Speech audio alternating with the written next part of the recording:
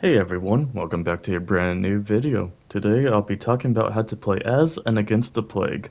You can pause the video and read her power if you want to, and you can also see the time skips of all the major important stuff of this video, so if you want to you can skip forward to those as well. But anyways, I'm going to get straight into the video, so let's begin.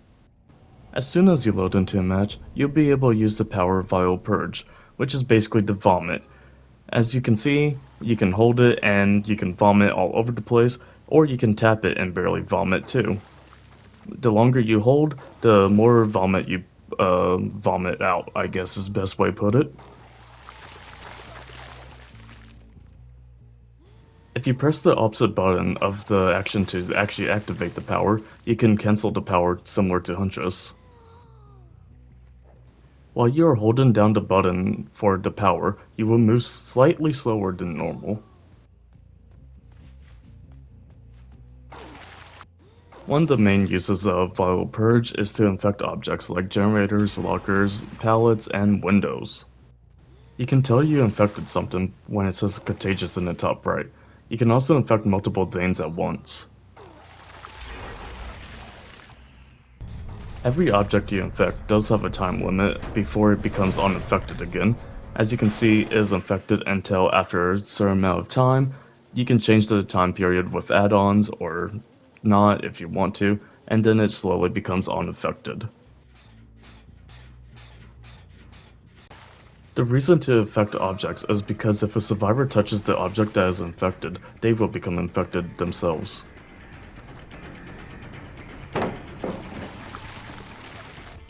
If you don't want to wait around for survivors to infect themselves, you can infect them by vomiting them straight onto them. It does nothing yet except for make the survivors slightly louder so you can hear them better.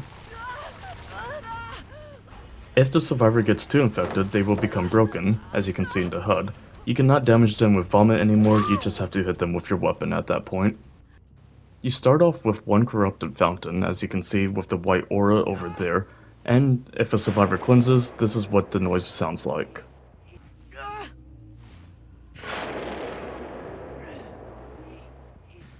Anytime a survivor cleanses, you will gain another corrupted fountain. When you go up to one of the corrupted fountains, you can gain Corrupt Purge. Corrupt Purge is on a timer, but you can refill the timer by going to another corrupt fountain if you want to. When the timer hits 0, all it does is just bring you back to Vial Purge, and then you can just go back to another fountain to get Corrupt Purge again. Corrupt Purge gives you a range attack now. Your vomit will become a projectile instead of just infected the survivors. You cannot infect any objects with Corrupt Purge. If the survivors has cleansed at every single fountain, you will automatically gain Corrupt Purge without going to any of the fountains yourself.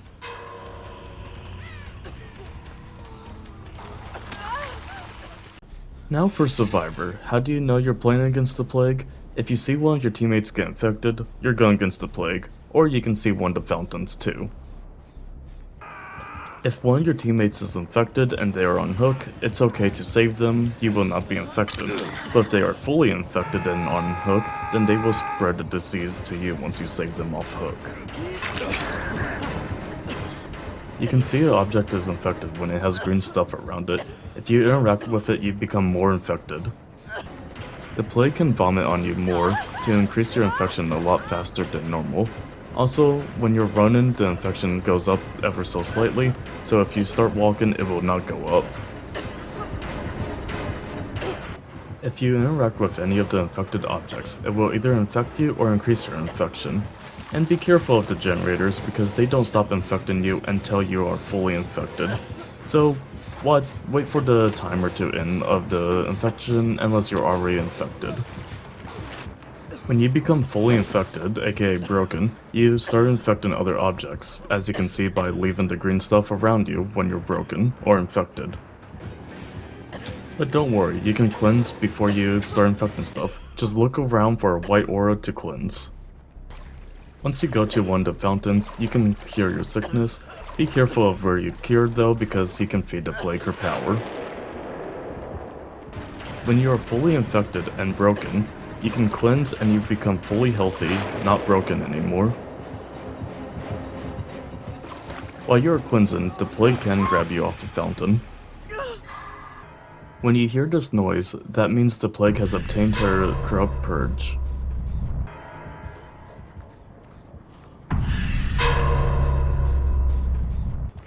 You can also tell that the plague has her corrupt purge by seeing the fiery flames around her head.